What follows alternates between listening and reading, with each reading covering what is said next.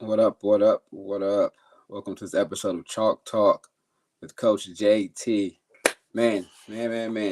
Kings handle business, man. Kings handle business, man. They get a big win, two in a row at home, 109 to 95 versus the Kawhi-less Clippers. But however it goes, I'll take it.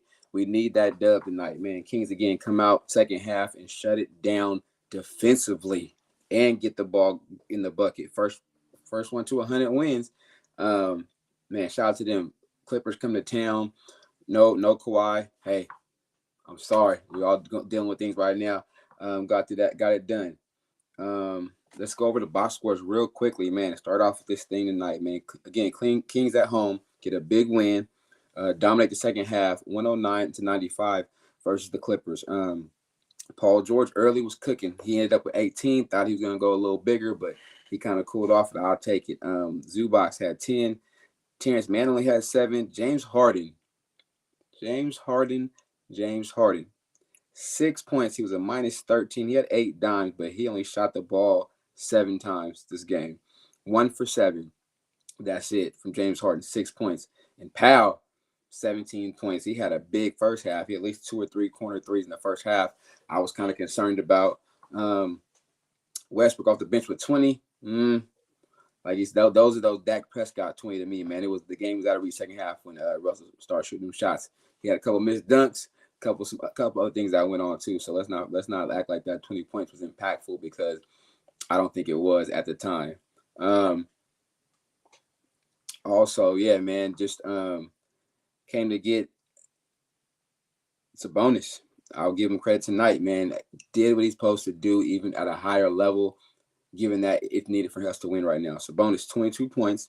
I was hoping he got that triple-double. I think he kicked out to the corner 3. Somebody at the end hit the side of the backboard. They might not know. They need to make that shot for a teammate. 20 rebounds, though.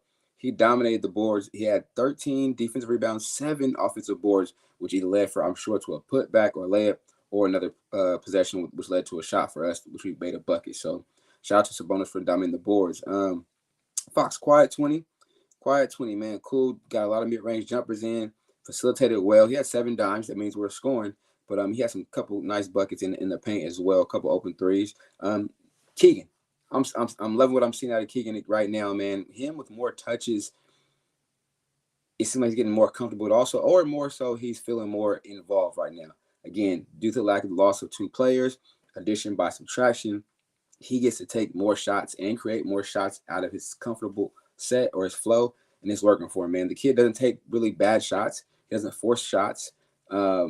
He also, man, he moves well without the ball. If I'm looking at it now, he back cuts well. He can read the flare screens and the little drag or the curl screen with the dribble handoff. He reads that well and shoots that drifting left or right and pretty much to the right side, I believe, at a decent clip, man. So it was good to see him. Keegan was 8 for 18, man. 2 for 7 on threes, both free throws. Definitely liked it. What he brought to the table tonight for sure. My man Fox, though, I will say this tonight, he made it a point to get to the free throw line. Shout out to Darian Fox, man. Again, you're hearing the broadcaster say, you're hearing everybody say him and Sabonis have to step up.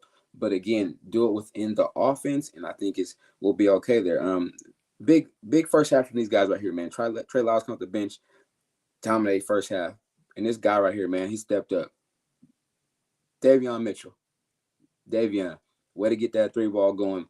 Way to still be the physical defender you are, but now you are controlling offensive end more consistently. He's shooting the 3-ball at a good clip, man. He shot 4 for 7. 4 for 7 3, which we need right now in the absence of Monk and Herter out. So Davion and Trey Lyles are going to be so crucial in this. What we start at 5, 6, 7. We go about 8 deep with Alex Len, right? So those 3 off the bench got to be there for us tonight. And shout out to Alex Len, man. A lot of big defensive plays, even offensive rebounds too, early on, even throughout the rest of the game. Energy plays, blocking shots, rebound, doing the little things to help us. The Kings get a win. Again, man, the Kings get a big win tonight, 109 to 95. But now I gotta dip into this coaching bag real quick, man. I gotta get this off my chest, and also, I don't know. Like I said, man, just really, I watched a lot of stuff off the ball. Watched what a lot of guys do winning basketball. It's hurtful that we lose 2 of our better players that can play, that we need for the stretch. However, it is definitely impressive to see. And as coaches too, a coach myself or another coach, even at pro level, I'm sure Other guys get playing time because it either they, just depend on where their skill set is or what the development is. So some guys like a Davion Mitchell, Keon Ellis may not get a ton of time. However, sometimes things happen to where coaches now are forced to put these guys in a situation where you need them, and they show up and show out. Davion, Trey Lyles, Ellis, even Murray, even though he's a starter, they have stepped up thus far in the missed outcome of their teammates being gone, which I think is one of the dopest things. Some coaches you gotta see, like, man, sometimes you may not know what you got on that bench. Sometimes you may not know what you have. You may give them a few minutes, but sometimes, based upon how deep your team is, you just may not know what this player looks like or what he can really do for you because of it. It's the total pole where they at, right? Everybody, yes, wants to play, but coaches know this. Some players don't now. Everybody can't play. But again, shout out to those guys, Davion, Keon, being ready to go no matter, Trey Lyles, Ellis being ready to play physically and mentally, because tonight, man, I see Davion again took a charge on Westbrook, getting in the way, physically boxing out. I mean, you see Ellis attacking the glass. It's just good winning basketball. Trey Lyles is really a dope plug and play guy. He can play multiple positions. And even Keegan, like I said, man, he is IQ's out the roof. I can tell already. Without the ball, with the ball, his vision, he's looking. I saw him crack a smile one of the plays that I know everybody gets something about not smiling, but it seems like that young fella's having fun. But he's contributing, but also he does it within the flow of the offense, man. So shout out to the Kings again, man. 109-95. It's a big dub. Everyone is big. We're down to our last 7, ladies and gentlemen. Our last 7. And so who we got up next, man, coming up after this game here. So right now we are going to go on the road. We're headed to the East Coast.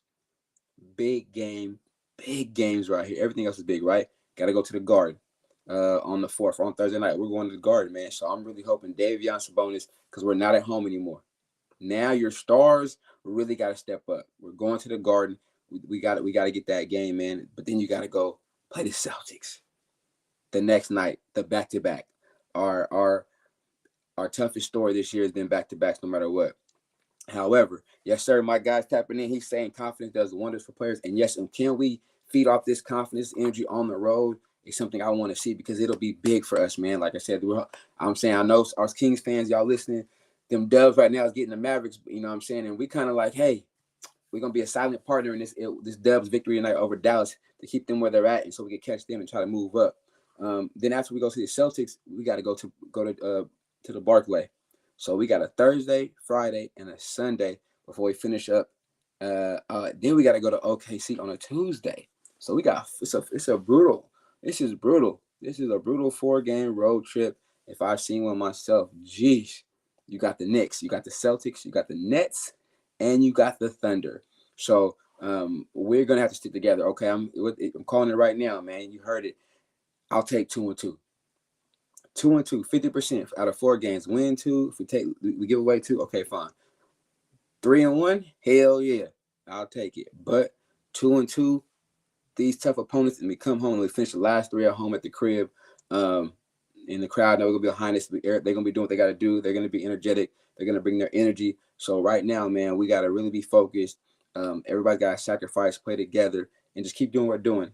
And also defensively, man, like I said, I saw him playing zone earlier. I see him the last 2-3 weeks playing more zone, little man matchup zone, little everything. We're throwing different things at teams now that we normally don't do, but it's helping us to win. And you do what you gotta do to win, man. Like that's what it's all about.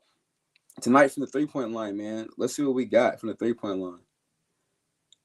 The Clippers shot 11 for 27, 40%. King shot 12, 42, 28. So we had little runs in there. However, what do we dominate them at? Do we dominate anywhere points in the paint? I believe we got the field goal percentage over them by only about 8 more field goals. So, that'll do it right there. So we took care of the paint. It's something we had to do inside out. I saw a lot of second chance points, a lot of guys crashing the rebounds and just making winning plays, right? It wasn't a lot of force. A couple things early. Man, that first quarter, the first 2-3 minutes, I'm like, this is some ugly transition basketball. We need to convert on those fast breaks early on, throughout the game, especially early on. That gets us going. They got to take the ball out. Then our guys now, we can strap it up and play defense. We score that layup, I know them guys are ready to pick up. Get that fast break, clean it up a little bit, confidently attack that rim too, put pressure on them downhill, and we'll keep it going. because it's important on the road. No of our fans there. They may show up some, but not in this capacity. That defense got to hold it down, which we have been doing for the last 2 weeks. The defense has been holding us down. So now it is time to lock in. Kings get a big win, 109-95 at the crib. We're going to go on a 4-game road trip.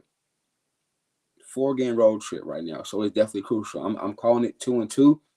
Just the fact that we got a back-to-back and the caliber opponents we're playing. However, the teams we're playing, and you know us, man, we'll mess around and clip one of the Boston Celtics, or the OKC Thunder in this trip as well, and I'll take it. But I'll take 2-2, 3-1 for sure. 4-0, hey, I ain't complaining. You feel me? But yes, it's crunch time, man. Kings right now in the standings are actually currently in the 7th spot. We are one behind New Orleans. They have 45. We have 44. Dallas and New Orleans tied. So this is how it can really shake up. Dallas and New Orleans are tied right now. We're one behind both of them. However, Phoenix Suns right behind us. They humming right now. They going. It looks like, man, them Lakers still trying to hold on to. It looks like the Houston Rockets have failed. So right now we gotta just, worry about ourselves. Take care of us. Take care of our business, man. Davion does look comfortable right now, man. He looks confident. He looks like he again, no worries right now. And again, that stuff was going on way before, but I'm glad it's over now. But also, again, addition by subtraction.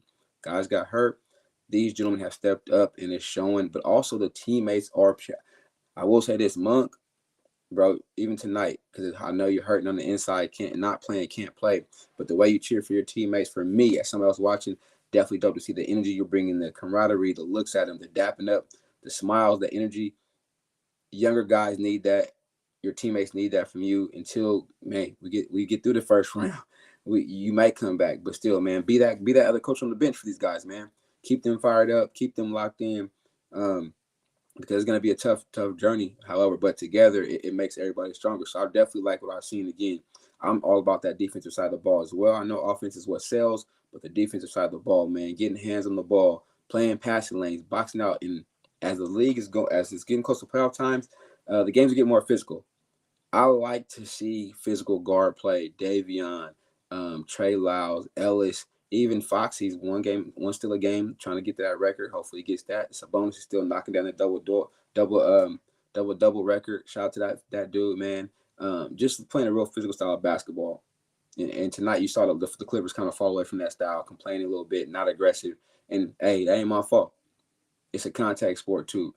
So don't forget that. But yeah, definitely, man. It's gonna be a crazy next 4 games and last 7 in general, man. I mean, it's one of the ones where you just be watching every game nervous, intense. But again, it's just the fact that take care of your business, play the game, control what you can control, guys. You know what I'm saying? That's what it is. So I mean, we gotta take that and we gotta run with it. But I'm hoping for the best. Like I said, man, if we can get 3-1, for sure. At the worst, 2-2. But you never know what can happen, man. Let's make some noise. Let's move up. Kings get a big win at the crib, 109-95, man. You heard it first. Live on Chalk Talk with 94 Feet with Coach JT, man. Big dubs for the Kings, baby. Sacktown. We out.